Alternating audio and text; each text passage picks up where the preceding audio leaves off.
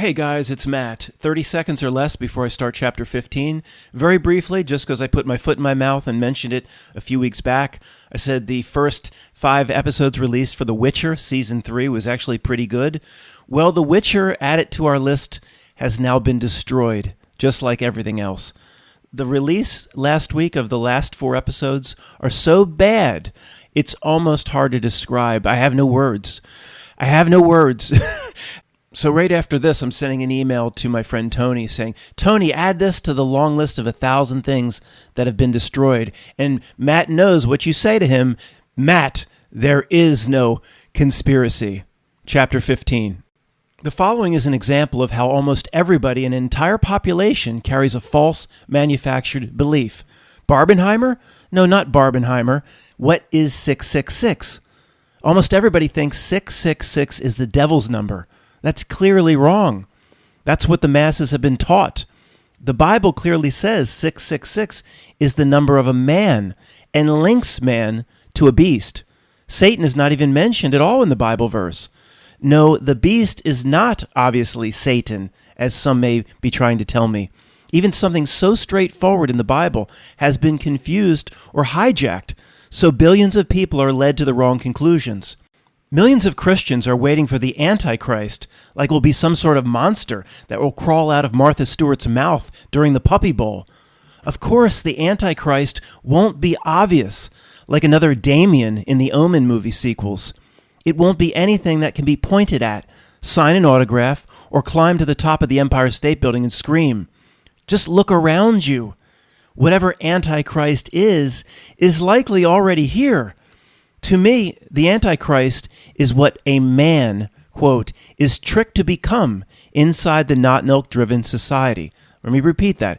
To me, the Antichrist is what a man or a woman is tricked to become inside the not milk-driven society, and what he and she willingly transforms into over the course of a lifetime.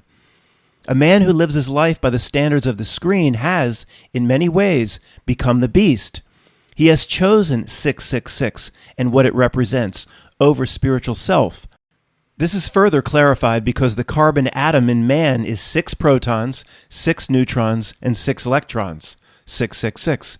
The human being is called a carbon-based life form. The number 666 is a representation of this physical plane of Earth, and its goal is to rip off the spiritual arm of the Vitruvian man, to destroy that side. The number is assigned to one who has chosen to pull the material side of the rope in this spiritual tug of war. A person in this reality, through his or her choices, becomes something anti to the meaning of what Christ represents. The beast is literally Antichrist, and the number associated with that devolution of soul is 666. If this is the case, and people have been intentionally misled in this area, then Antichrist could be the devolved populace itself. The very beginning of Revelation 13-18, about what we're talking about here, notifies the reader that the following requires wisdom. It needs to be calculated, the number of the beast needs to be figured out. This requires wisdom. Depending on the translation, it makes no sense to me that of 15 different Bible translations, they're all slightly different. I can see a few variations, but 15 different interpretations of one line, and we see this over and over throughout the Bible, it makes no sense to me. We'll talk about it some other time. So it says, this requires wisdom. Therefore, the Bible straight out tells you the simple interpretation cannot be correct. The simple interpretation, the beast is 666, though, that's Satan. It tells you in the first line that can't be correct. If 666 is the number of the beast, and that is Satan, of course, well, then it's just telling you 666 is Satan's number. So what requires wisdom and what needs to be figured out? What we're doing right now is trying to figure it out, trying to understand the real interpretation, not just of 666, but of Antichrist. We're the only ones here following the first set of instructions that Revelation 13:18 gives. This requires wisdom, and it needs to be calculated. It means figured out, resolved, not just told. I think most things in the Bible work this way, not quite as apparent as it seems. As you can see, I don't think it's a coincidence that 666 perfectly corresponds with the carbon atom on the periodic table of elements, with 6 protons, 6 electrons, and 6 neutrons. The human body is mostly carbon. To choose to identify only with the body and to identify with this material plane of existence is the beast the Not Nilk has created. If anyone is asking how those who recorded the Bible so long ago could have known about the atomic weight of carbon, good. We all should be asking that question. At the same time, ask yourself how the hexagram, which is the two-dimensional cube, could become the symbol for Saturn, when the hexagram-shaped storm on Saturn's pole couldn't probably be seen 1,500 years ago, or maybe it could be seen, if you know what I mean. The hexagram is a two-dimensional or flattened cube. If you pull the hexagram up, if you see what I mean, it becomes the cube.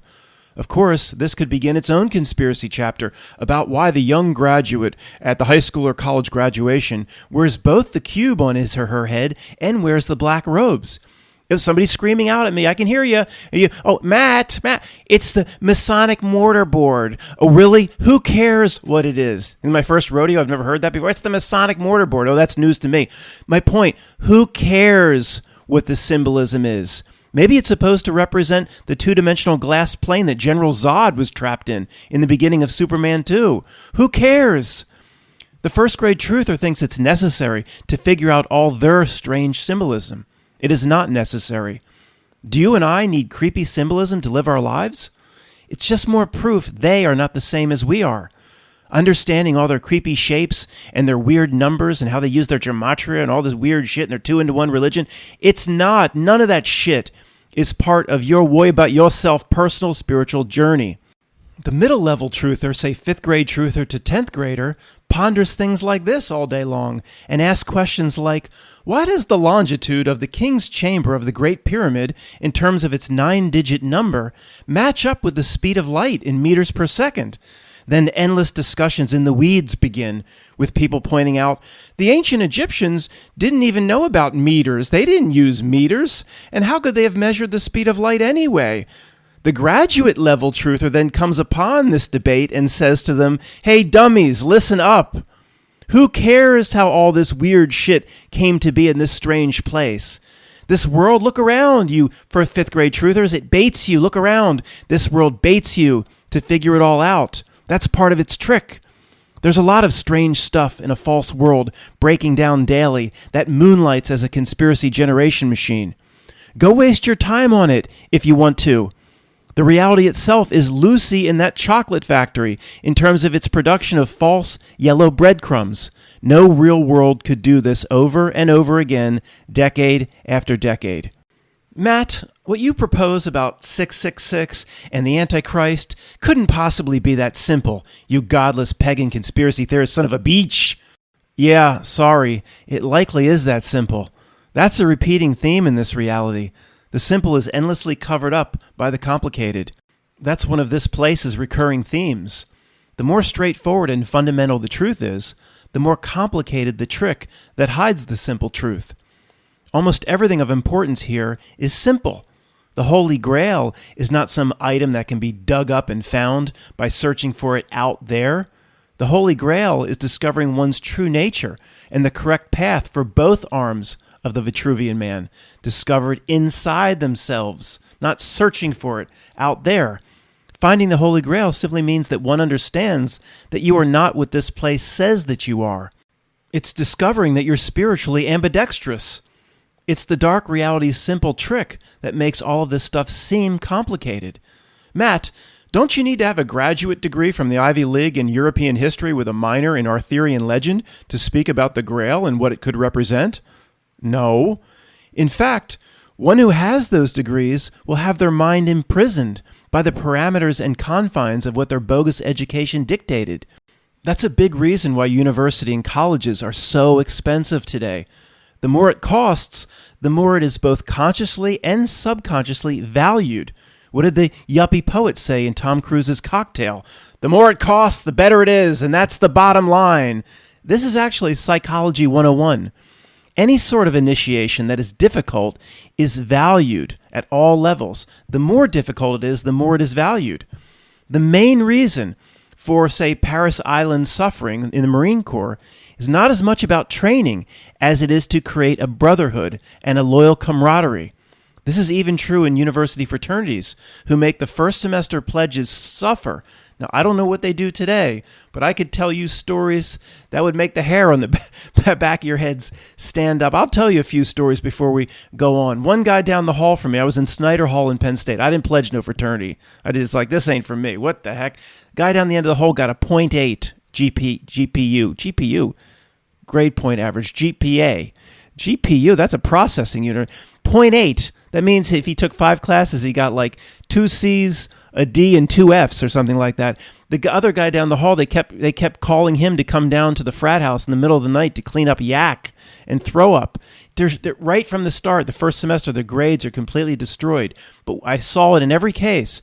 When they got into the fraternity, it was so difficult, and what they could do to pledges back in, say, 1990 versus what they can do today, they were so loyal, so in love with the frat house, very similar to the egregore frat that we talked about. This is Psychology 101. Actually, as the price of the Ivy League goes up, its bogus education will be more valued for that very reason. But if you go and research like Forbes magazine or Time magazine or an article in the New York Times, why is college and university so expensive today? And they'll list the factors and they'll try to explain it. And some of it makes sense, but they're missing the main things that, say, we would see as reality junkies. Of course they're missing it, or they're trying to mislead on purpose. But things like, well, there's an arms race of sorts, Matt, where one university will build a new theater and pool and amphicenter and stadium, and all the other universities in the same conference then have to keep up. And it's like an arms race, Matt, but in terms of spending, because there's a huge competition for students. Well, then how come none of them ever go out of business, and why are they all full? It makes no sense. They missed the big point. You know what one of the big points is? What we just talked about. It's very simple. College university is the final mind fuck for a mind or a cement that's hardening. And the more expensive you make it, the more the poor devils that go through the system believe that that mind fuck is actually accurate. What? Matt, you conspiracy. You're saying that the cost of university is so high, and one of the main reasons is so they're bogus lecturers and what they teach students is to be believed in? Yes, that's exactly what I'm saying. Let's move on. Remember, this realm is ass backwards, inverted, and refracted. Almost everything of importance is the opposite. The famous Grail quest stories are all about searching out there, aren't they? And per books, TV, Arthurian legend movies, all those who wandered around looking for a physical object out there, they all failed. That's a truth drop, like Humpty Dumpty. They all failed because there are no answers out there. There is no Grail to find out there. Looking for something like the Grail or what it represents and what it really means, looking for it outside of oneself will always fail. You will sooner find Spike Lee at a Gilded Age reenactment, playing the role of butler for an old wasp. There is tremendous truth in all forms of art, which flows out to reach those who are spiritually ready to receive the message. Monty Python and the Holy Grail showed us that those who search for the Holy Grail out there in foreign lands are retards who ride invisible horses with the sound of hooves simulated by the banging of coconuts together. Yes, it's a gigantic truth drop, even in Monty Python. You remember the first scene? I'm Arthur, your liege. Fetch your master. I'm Arthur, the king of these lands. You're banging coconuts. I am not.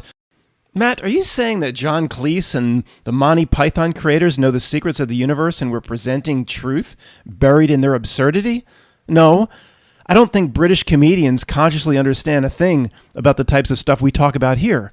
They didn't know what they were doing, in my opinion, but that doesn't stop the spiritual message from coming forth and stop it from being embedded inside their work of art for us to interpret as we see fit.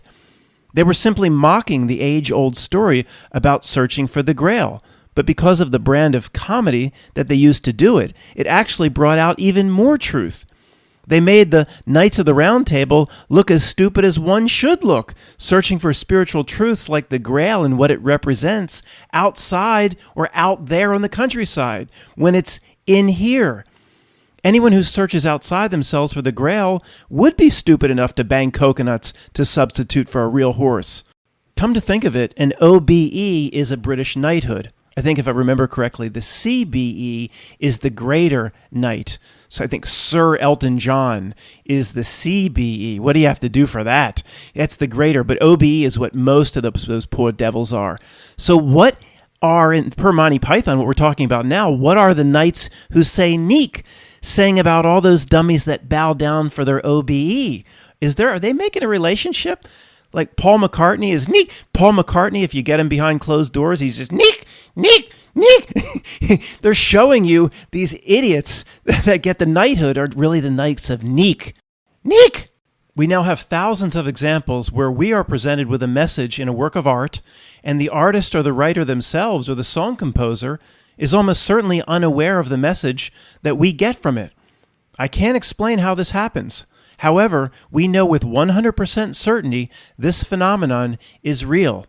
I haven't been in touch with her channel for a while. I wish her the best. But Vanessa VA, in terms of music, coined the spiritual message, the retrocausality language. It can flow through all art. Yes, we can get a spiritual message through a poem, book, movie, song, etc., and the artist or songwriter doesn't even have a clue that the highest level of spiritual message is embedded inside their own work. Some consider the songwriter in this case a channeler or a conduit for reality itself. Also, we know at times the truth is intentionally revealed by creeps. Who knows why? They have to. By contract, by quota. It doesn't matter. We don't need to figure it out. But it comes from creeps directly from time to time. Weird shit in Led Zeppelin albums, for example. The Back to the Future movie allusion to what would be coming in terms of the 7-Eleven job application in 2001. Things like that. However, most of the time, the message is not obvious or intentionally revealed by creeps.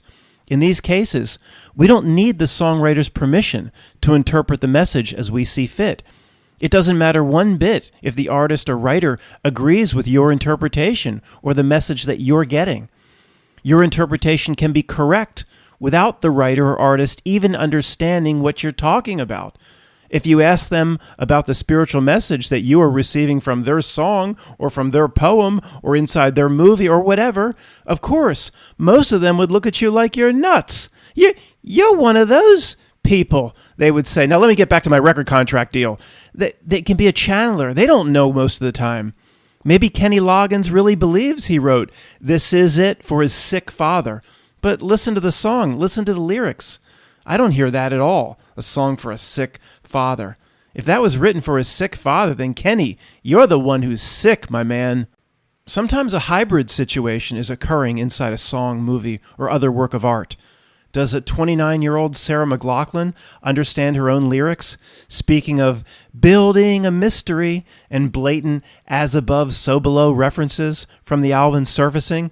Will we burn in heaven like we do down here? Does a 29-year-old understand that shit? I don't think so. Sarah likely doesn't have a clue. But the person who wrote the song with her has an occult understanding, no doubt about it. I don't think Sarah channeled that or pulled that stuff forth as a 29-year-old. I think she got some help. But, it doesn't matter. If we get the message, it doesn't matter how it was delivered. Think the band Rush with Limelight. Listen to those lyrics, got some help. I think Black Sabbath did too. A retarded Ozzy Osbourne didn't come up with that stuff. So did Supertramp, The Logical Song, etc., etc. Oh no, you've done it now, Matt. You, in a way, at least this is the way they'll interpret it, you offended Rush. Yeah, the first time I did this, there's a belligerent little Rush defending army that will watch the comments. Rush to a certain little group can do no wrong. Matt, don't put Rush in with these other bands. Oh, I'm so sorry. No, I'm sorry. If you're on that side of the river, celebrity, superstardom, selling out stadiums, that's the not milk side. See, you can believe what you want that couldn't apply to Rush. Watch the comments. I don't know if the belligerent little Rush army's still here, but they didn't like what I just said about Rush. When the message about the world embedded in the work of art or the song or whatever is so obvious, in many cases, the crypt keeper did intervene and put it in there.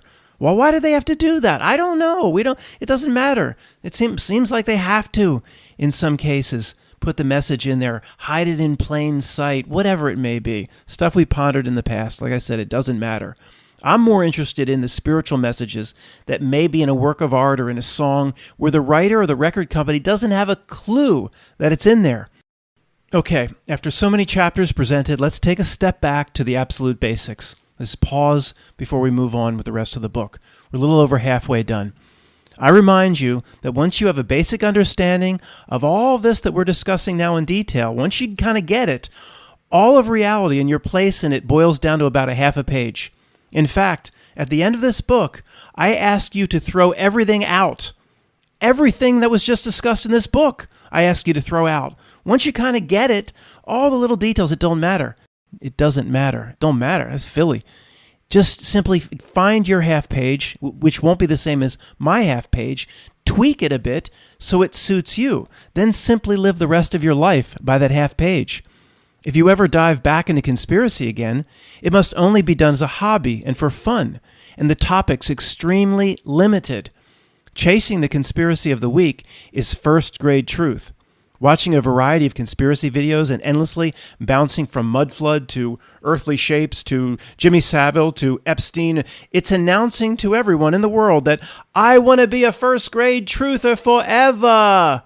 Matt, I doubt there are many of those people still here. I don't know that the size of this channel and the comments that I see from time to time, even the emails that I get, like going back to what we researched 10 years ago, first grade truth, yeah, there's still quite a bit here. Many, I agree, we are a more advanced sort here in general. I mean, many left me years ago for the excitement of BitChute. But there's still a lot of first-grade truthers that it's incredible. They'll dabble here and then go over to Q. Like, I don't understand how both are compatible, but whatever. I'll do the best I can to bring people out of that bog. There's still a lot in the bog. Most truthers in general, okay, who knows about this group here or not, but most of us are addicted to the reality junkie phase and will never leave the reality junkie phase. Most truthers want no part in simple explanations, because that means the reality junkie phase can be left, and the hard part then would have to start, the work. Reality junkies are not engaged in the final step, the self-work. And I understand if you're somewhat new, you probably don't understand what that means. It's very simple. We'll talk about that later. It's the last 20% of this book. What is the self-work once I come out of the conspiracy bog? It's much more simple than you would think, but we're not quite there yet. It's okay if you don't quite understand what I'm about to present. So as our halftime break, we'll do a summary of the half page before we move on. Think of it like the halftime of the Harlem Globetrotters against the Washington Generals. And is there anybody in the truth community that gets upset at the Harlem Globetrotters because of their choice of name, if you see what I mean? So, in my opinion, your job here on Earth as a real person, if you're not an NPC listening in or listening at the door, or you're not a minion that listens into this because they have to, if you're a real person listening to this, it's pretty simple. We're here to, number one, see the Asshole Dark's reality trick. Number two, understand why it plays the trick, seeing it as a role player. Number three, what are the main tactics of the trick? Distraction is a main tactic, for example. Number four, what is its end goal for a real person? Number five, understand how its minions, its systems, and governments work to implement and then cement the trick. Number six here is the start of the work, beyond just observing it, understanding what the not milk is out to do. It's more of the emphasis is more on us, starting here with number six. So starve the trickster by withholding energy and attention. Okay, now there's something we actively have to start doing other than just observing and understanding. Okay, most truthers, not only do they not only observe and understand correctly, they fall for the yellow breadcrumbs and they never get out of the bog. So let's start over. Number six, starve the trickster by withholding energy and attention. Okay, there's a million ways you can figure that out on your own. You don't need my advice on that. Number seven, remove and dismantle all the ways we have fallen for the trick now and in the past. This is things like affirmations. What that means, affirmations, is when a real person sees a certain way the trick is being laid down on real people, on the population, or on you. Once you identify that aspect of the trick, you simply remove its power by an affirmation, or just at the very basic level, acknowledging you see it. And that doesn't work on me. And I don't take any chances. Many times I'll say it aloud, but I don't think we have to do this. One of the great examples we've been talking about is at a website, to get through to the website. We want to make sure you're not a robot. There's 9 boxes, right? We've talked about this recently. Click all boxes that have a bicycle in it, and you have to prove you're not a robot. It's like, well, before I start clicking the damn boxes, and Greg and I make fun of this, I've talked about it recently, little tiny bike tires hanging out from behind a bush. Is that a bike? An old rusty motorcycle, is that a bike? They don't make it easy. But I've done this once, and I don't see the need to do it again. It's like, I'll play your little game. I need to get through to this damn website to open a damn savings account where they're promising me a toaster. I'll play your little game. But I don't know, years ago I said it's in no way am I playing some game where I'm trying to prove to you I'm not a robot. I'm a real person, you not-milk son of a beach. I don't have to prove to you I'm not a robot. Now, Matt, that's going a little too far. It is going a little too far, of course. I'm just giving you an example. All the terms and conditions. I don't do it anymore, but way back when, I went, I'll click and I'll accept your damn terms and conditions, but I'm not going to read your fine print. If there's anything sneaky in here, it doesn't apply to me. That's an affirmation. And somebody crying out in the night saying, well, Matt, what makes you think you have the power to remove the power, whatever it's trying to do to you? Because it wouldn't be playing a trick on me if I didn't have the power to remove it. It's that simple. It is that simple. Wouldn't need to play the trick if we didn't have the power to remove the trick via we see it. Right, here's another example. We're spending a little bit of time here because I think this is so important. Who knows why I'm conditioned to say when something really great happens, I go, damn. Now that I've been trying to remove this for a month. I've done these affirmations over and over. I don't think I need to do them anymore, but I keep reminding myself. Like it happened the other day. There's a certain time this year where the lightning bugs, that's what we call them here, fireflies, explode. But it's only for like 10 minutes. You see a few at 8:30. You see a few at 9:15. But you don't. But right about 8:40 to 8:45, there's a tiny little window. And I walked around the corner, and I don't know, 10 blinked within a second. And I was impressed with that. And I went, damn. And it was very positive. And I went, whoa, wait a second. I'm conditioned to do this for some reason. I'm trying to come up with all the alternate terms like man or wow. Or see, I'm not damning what I just saw. What I just saw was basically the greatest show on earth. A beautiful thing, and I'm not damning it. Maybe we'll disagree from time to time on interpreting the trick and how the not-milk lays it down. I believe if it's conditioned me over 40-some years to say when I see something really great and positive, damn, I think that is part of the trick. And my job is to see it and remove its power. You may disagree. Matt saying damn, that's not part of the trick. Okay, I could be wrong. But wherever you do see an aspect of the trick, declare that the power is removed. It doesn't work on you. And the removing the Jacob Marley chain is every time I've done this in the past, I remove whatever you were trying to do to me. No matter where we agree or disagree, the simplest example where we all would agree is getting the driver's license renewal with the straw man, the all caps first name, all caps last name. The simplest way to understand affirmation is to go to the driver's license and say, I just had this thing renewed. I needed to drive. Whatever this name here is on this, whatever it's trying to do business through this name to get to me, this name is not me. Okay? I may need to use this piece of paper, but this is not me. That is an affirmation we all can agree on. All right, so let's go back to the numbering list here. I'm going to reiterate again 5, 6, and 7 because it all has to do with this affirmation section that we're talking about now. Step 5, which I've already listed out, but understand how its minions, its systems, and its governments implement the trick. For example, what is that first name, last name, caps? That's one aspect of a million other things it tries to do to us. Number 6, starve the trickster by withholding energy and attention. Number 7, remove and dismantle all the ways we have fallen for the trick in the past, what was just discussed. Number 8, now that the false path has been identified, find the real path. Okay, in general, find the real path, the Robert Frost, the road less traveled, but for each specific aspect of its trick, find the real path. I mean, here's a basic one, the love of celebrity. What does it want from you? The love of money. What does it want from you? I mean, you just see it, and you know that the real path, if you're not sure, the real path is likely 179.5 degrees, pretty much the exact opposite of what it wants from you. Does it want you constantly chasing and pursuing money and doing anything to get it? Yeah, so what do you think the real path is? I mean, it's so simple because the not nilk, reality, the minions, that gives itself away.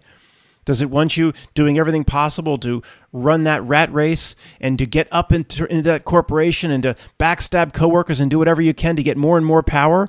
Yeah, that's obviously what it wants. So the real path is pretty clearly seen to be the other direction. This is pretty simple stuff. How many people do it, though? Very few.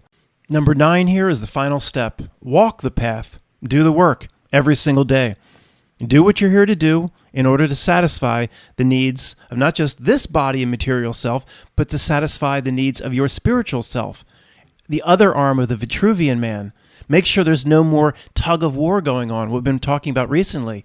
End the tug of war. Make sure all aspects of you, including ego, work together to fulfill the needs of each part. That doesn't mean everything has to bow down to spiritual self, to make sure at least it's equal and everything works together. There's no problem in saying the physical has needs here, the ego has needs here. They don't all have to be snuffed out. Absolutely not. Everybody works together. It's not like, oh, now we have to bow down to spiritual self and the body's nothing and the ego. No, it's a whole. It's in this place. It's mind, body, soul, having everything work together. How many people actually get everything to work together in their lifetime? Like next to nobody? We're going to at least get close. We don't have to be perfect. If your standard is the Buddha, you ain't ever going to get there. It's a false standard that sets up for failure every single time. If your goal in this place is to know God, to me, this is the place where you don't know God. We might know God everywhere else for the last 14 trillion years. And this place is the place to me. This is not to know God. So embrace it. It's okay. I don't think that your God will be upset. You went into that place not to know me and to learn other things. How is this the place to know God? Okay, Matt, don't start on that again. You've already talked about that. All right. One final thing, and please make it stop. The first grade truthers were like, oh, look, 9 steps. Oh, that must mean something. Oh my God, I can't take it. In 14 years, people have been looking at my sweatshirt, thinking there's some code or something. I can't say a number that's associated anyway with any number anybody puts. I can't say the number 9. I can't say the number paired with the whatever. I could never ever for the rest of my life say the number 33. Oh, I knew that this Matt was delivering. Oh my God. You know what? I really do like these comments because it is a great way to remove people from the channel. I assure you, there's no code in anything I've ever presented. I am not part of any organization. I'm some guy sitting in his bedroom trying to figure out reality just like you are. In fact, I loathe the term initiation. Please, guys, some of these comments, please make it stop. You loaded this. Here's a comment. You loaded this video 33 minutes ago. Oh, I'm going to click this number because it's 666 likes. Just stop. Let's just stop. Matt, you're a little too sensitive to that. I am. After 14 years, I can't take it. If there's one thing that'll break me, it'll be that. All the trolls just perked up. Oh, let's get over to his channel and just lay the gematria down on Matt. All right, I'm going to let it go. Going back to the last step here, it's all that's important. If you can't get to the last step, in my opinion, we've done nothing. It's all or none. The last step was walk the path that you've determined to be the correct path, refine your half page, and do the work every day. Now, the self-work, we'll talk about what that means a little bit later. But every other aspect, the not nilk has a way to throw a big wrench into the gears. I mean, every other thing, the not nilk has its minions and its tentacles. And if it can keep you at any other stage, then it has won. Remember, step 1 was see the trick. Understand why it plays its trick. Understand it's not the same as you. It's a role player. What are its main tactics? Distraction, for example. What's its end goal for real people? We move through it. Now let's look at some examples just to reiterate the absolute basics before we move on. Question. Where does researching mud flood fit into the steps above?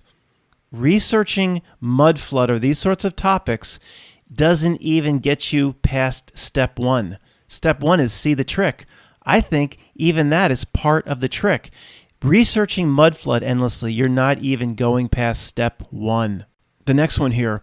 What does watching political shows on TV do to satisfy any of these steps? Nothing. Doesn't even get you past number 1. What does reading about an upcoming pole shift or a plasma event have to do with the worry about your steps above? Nothing. In fact, it's negative. It's not even step one. It's -1, -2, because then it puts you back into fear, and it will use that to generate loosh. Oh my God, where are most truthers today? How does Trump 2024 fit in here? It doesn't. If Q reveals information that sends them all to jail, which step here does that satisfy? Nuttin', honey.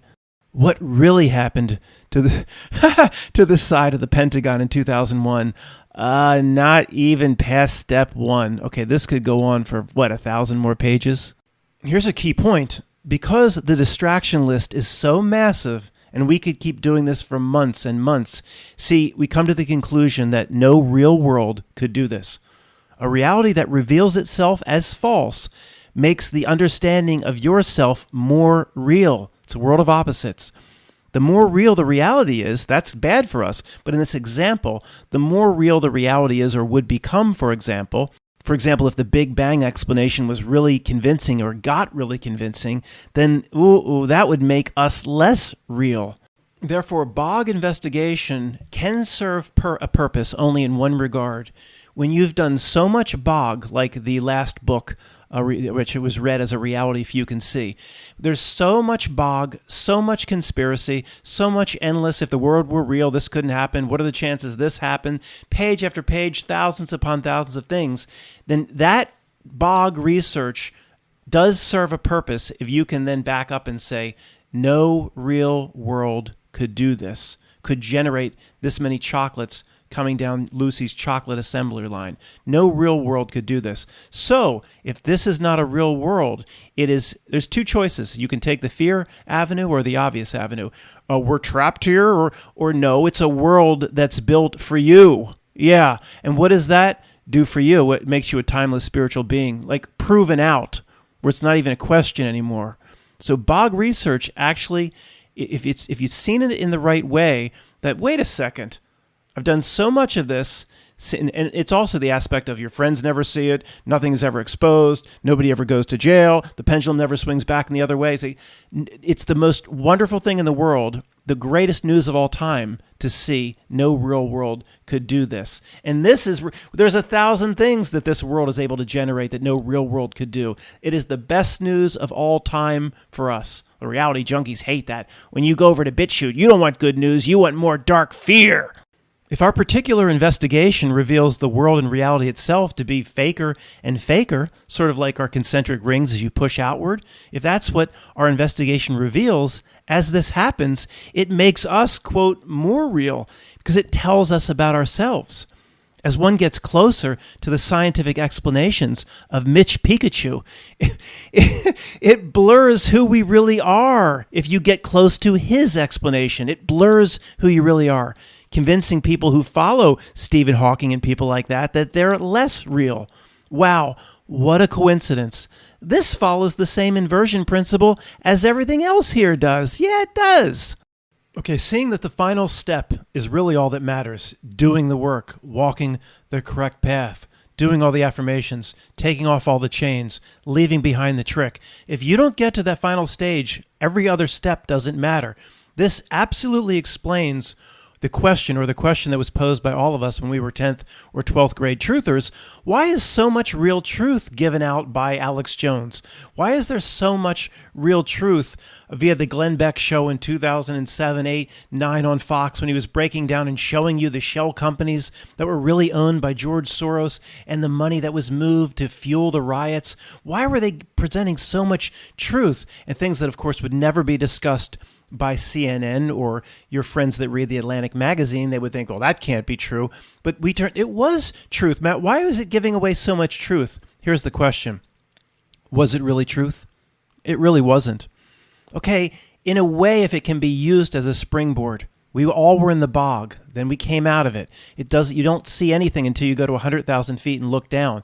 The graduated animal farm concept to keep you looking at individual conspiracy where it seems like more and more real truth is being presented, but it's really just another mud pool in the bog.